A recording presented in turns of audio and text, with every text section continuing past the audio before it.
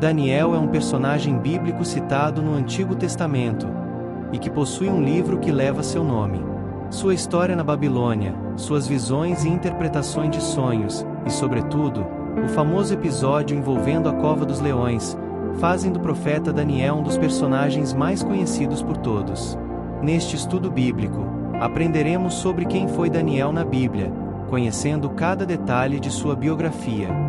Daniel foi um homem retirado de sua terra natal ainda jovem para trabalhar em um dos lugares mais hostis em que poderia se encontrar, o palácio do império inimigo.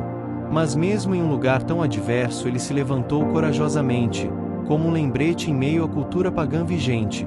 Há apenas um só Deus, e não há quem possa impedir a sua mão. Primeiramente precisamos saber que existem mais de um Daniel mencionado na Bíblia. Antes de falarmos do profeta Daniel, conheceremos os outros personagens com o mesmo nome. Daniel, filho de Davi, também chamado de Quileabe, foi o segundo filho do rei Davi com Abigail. Ele era mais velho que seus irmãos Absalão e Adonias. Porém nada mais é registrado sobre ele. Daniel, descendente de Itamar, que acompanhou Esdras, também sendo um dos signatários do pacto. No livro do profeta Ezequiel existem referências a um personagem por nome de Daniel. Esse Daniel é citado como alguém muito justo e excepcionalmente sábio. Além disso, o Daniel citado em Ezequiel é comparado a Noé e Jó, como exemplos de justiça. A identidade desse personagem tem sido muito debatida ao longo dos anos. Alguns intérpretes defendem que se trata do profeta Daniel, contemporâneo de Ezequiel e que estava no exílio babilônico. Outros defendem que esse personagem não é o conhecido profeta bíblico, baseando-se na diferença de grafia do nome em hebraico, algo como Daniel ao invés de Daniel. De acordo com essa sugestão, o Daniel citado no livro de Ezequiel poderia ser uma referência a um personagem heróico mencionado num texto ugarítico antigo. Esse personagem era um rei, conhecido por ser um governante extremamente justo, que se preocupava com as viúvas e com os órfãos. Se nesse caso, realmente o Daniel do livro de Ezequiel for uma referência a esse rei, então além de ser conhecido por sua integridade pessoal, ele tinha em comum com Noé e Jó o fato de não ser israelita. O rei da Babilônia, Nabucodonosor, conquistou o território de Jerusalém. Levou cativo o rei e muitos utensílios da casa do Senhor para colocar na casa de adoração do seu próprio Deus. Nabucodonosor ordenou que o chefe dos seus eunucos trouxesse para o palácio jovens bonitos, instruídos e que fizessem parte da classe mais alta da população de Jerusalém. Entre esse grupo estava Daniel e seus amigos, Ananias, Misael e Azarias. Assim que chegaram ao palácio do rei, o chefe dos eunucos trocou-lhe os nomes. Daniel passou a ser chamado de Beltesazar, Ananias de Sadraque, Misael de Mesaque e Azarias de Abed-nego. E foi oferecido a eles todas as bebidas e comidas que eram servidas à mesa do próprio rei. O acordo é que eles servissem à corte durante 3 anos e fossem preparados para ao final entrar na presença do rei e prestar auxílio. Daniel decidiu que não iria se contaminar com a cultura babilônica e pediu ao chefe dos eunucos que não obrigasse a comer a comida do rei e a beber o seu vinho. Deus abençoou Daniel enchendo o coração do chefe de compreensão e este disse: "Tenho medo do rei. O que será de mim se ele descobrir que você e seus amigos não estão comendo o alimento ordenado? E se o rei perceber que vocês estão mais fracos e magros, a culpa cairá sobre a minha cabeça." Daniel pediu ao chefe que fosse feita uma experiência de 10 dias. Ele e seus amigos iriam comer apenas legumes e água, e ao final do período o chefe deveria compará-los com os outros jovens que comiam das iguarias do rei e decidir segundo o que bem lhe parecia. O chefe dos eunucos concordou e no final dos 10 dias a aparência de Daniel e de seus amigos era melhor do que a dos outros jovens. Com isto eles puderam continuar sua alimentação com legumes e água. Deus deu aos 4 jovens muito conhecimento e inteligência, mas a Daniel ainda deu inteligência de interpretar sonhos e visões. Ao se completar o tempo de 3 anos, eles foram trazidos à presença do rei, foram considerados mais inteligentes e sábios do que todos os outros jovens e foram chamados a realizar serviços diretamente para o Nabucodonosor. O rei os considerava mais sábios do que todos os feiticeiros e encantadores que havia no seu reino. Certo dia o rei Nabucodonosor teve um sonho, e ficou muito perturbado com este sonho. Mandou chamar todos os seus feiticeiros e magos e exigiu: interpretem o meu sonho. Aquele que interpretar eu lhe darei dádivas e muitos presentes, mas, se ninguém for capaz de dar interpretação, mandarei matar todos vocês e destruir as suas casas. Os magos pediram ao rei que contasse o seu sonho, mas ele se recusou a contar. Vocês estão querendo me enganar. Fale vocês o meu sonho, e eu saberei que vocês têm a interpretação. O que o rei pede é impossível. Só os deuses podem dar-te uma resposta. Responderam os magos. Com isso Nabucodonosor ficou irado e mandou matar todos os magos, feiticeiros e sábios do reino da Babilônia. O decreto foi lançado através dos guardas e chegou aos ouvidos de Daniel. Então este se apressou e falou com o rei. Nabucodonosor, espere. Você pode me dar um tempo? Eu vou revelar o seu sonho e sua interpretação. O rei aceitou a proposta de Daniel, e este correu para pedir a oração de seus amigos. Daniel e seus amigos oraram a Deus e pediram por misericórdia. Então Deus revelou o mistério ao jovem em uma visão no meio da noite. No outro dia Daniel procurou o rei com essas palavras: o mistério que o rei exige, nem encantadores, nem magos nem astrólogos o podem revelar ao rei. Mas há um Deus no céu, o qual revela os mistérios, pois fez saber ao rei Nabucodonosor o que há de ser nos últimos dias. O teu sonho e as visões da tua cabeça, quando estavas no teu leito, são estas. Estando tu, ó rei, no teu leito, surgiram-te pensamentos a respeito do que há de ser depois disto. Aquele, pois, que revela mistérios te revelou o que há de ser. E a mim me foi revelado este mistério, não porque haja em mim mais sabedoria do que em todos os viventes, mas para que a interpretação se fizesse saber ao rei, e para que entendesses as cogitações da tua mente. Então Daniel descreveu o sonho de Nabucodonosor. Ele havia sonhado com uma grande estátua. A sua cabeça era de ouro fino, o peito e os braços de prata, o ventre e os quadris de bronze, as pernas de ferro, os pés em parte de ferro em parte, de barro. Quando estava olhando, uma pedra foi cortada sem auxílio de mãos, feriu a estátua nos pés de ferro e de barro e os estraçalhou. Então, foi juntamente esmiuçado o ferro, o barro, o bronze, a prata e o ouro. Mas a pedra que feriu a estátua se tornou em grande montanha, que encheu toda a terra. Depois de descrever o que o rei havia sonhado, Daniel contou sua interpretação. Tu, ó rei, tu és a cabeça de ouro. Depois de ti, se levantará outro reino, inferior ao teu, e um terceiro reino, de bronze, o qual terá domínio sobre toda a terra. O quarto reino será forte como ferro. O ferro quebra todas as coisas. Assim ele fará em pedaços e esmiuçará. Quanto ao que viste dos pés e dos artelhos, em parte, de barro de oleiro, e em parte, de ferro, será esse um reino dividido. Contudo, haverá nele alguma coisa da firmeza do ferro. Por uma parte, o reino será forte e, por outra, será frágil. Quanto ao que viste do ferro misturado com barro de lodo, misturar-se-ão mediante casamento. Mas, nos dias destes reis, o Deus do céu suscitará um reino que não será jamais destruído. Este reino não passará a outro povo, esmiuçará e consumirá todos estes reinos, mas ele mesmo durará para sempre. Como viste que do monte foi cortada uma pedra, sem auxílio de mãos, e ela esmiuçou o ferro, o bronze, o barro, a prata e o ouro. Então, o rei Nabucodonosor se inclinou, e se prostrou o rosto em terra perante Daniel, e ordenou que lhe fizessem oferta de manjares e suaves perfumes.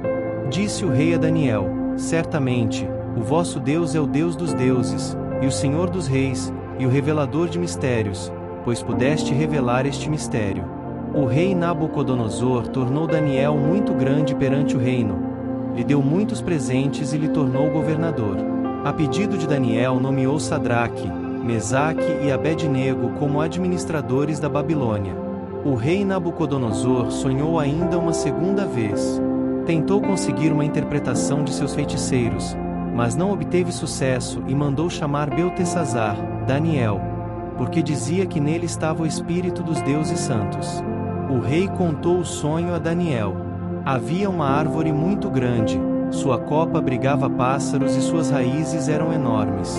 De repente, um anjo desceu dos céus e decretou: derrubem a árvore e cortem os seus galhos e suas folhas, mas deixem o toco e as raízes presos ao chão com ferro, em meio à relva do campo, até que se passem 7 tempos. Daniel ficou perturbado ao ouvir o sonho do rei, e contou com pesar a sua interpretação. Meu senhor, quem dera o sonho fosse sobre os teus inimigos. A árvore é você mesmo. Deus vai lhe expulsar do convívio dos homens, e você irá comer o alimento dos animais do campo, e o orvalho dos céus te molhará até que se cumpram 7 tempos. Com isso você irá reconhecer que há apenas um Deus nesse mundo, e que não há ninguém mais poderoso do que Ele. O governo das nações Ele dá a quem desejar dar. Tudo aconteceu conforme Daniel havia dito. Nabucodonosor enlouqueceu, foi expulso do seu reinado e passou a viver entre os animais, e os seus pelos cresceram nas costas. Os 7 tempos se cumpriram e o entendimento de Nabucodonosor voltou. O antigo rei reconheceu enfim que Deus estava acima de todos e adorou, dizendo: o seu domínio é um domínio eterno, e o seu reino é de geração em geração.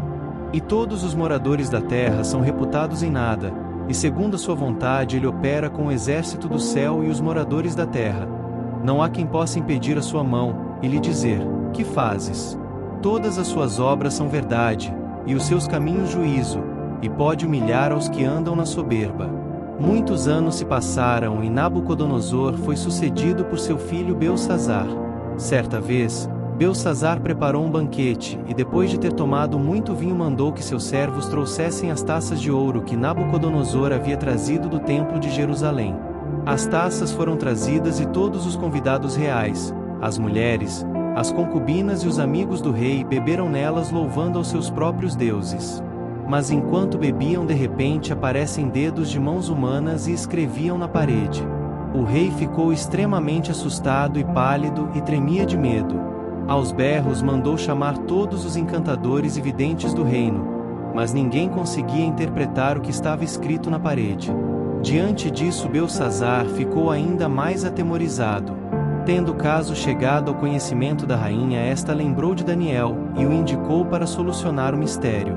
Daniel foi levado às pressas para o banquete, e o rei lhe disse: tenho ouvido dizer a teu respeito que o Espírito dos deuses está em ti, e que em ti se acham a luz, e o entendimento e a excelente sabedoria. Tenho ouvido dizer de ti que podes dar interpretação e resolver dúvidas.